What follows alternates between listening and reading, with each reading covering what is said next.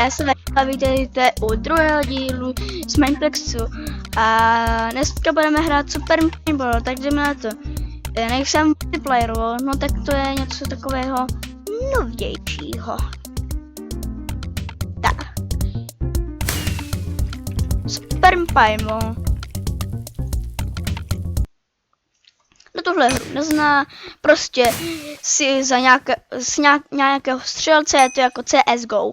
Prostě do někoho střílíš a musel odečítají prostě životy.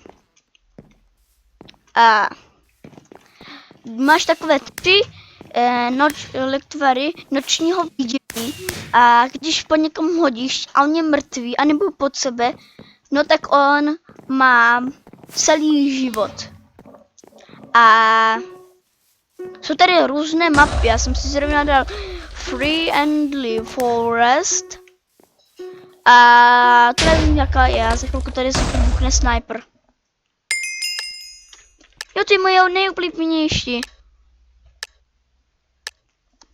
Tak jo, máme machine guna, jak jsem vám říkal, dýchání pod vodou. Aha, tak jo. A mám tady takový rotočák a je to prostě, to je taková hra a tak se tady bude střílet a prostě všechno. Jejda.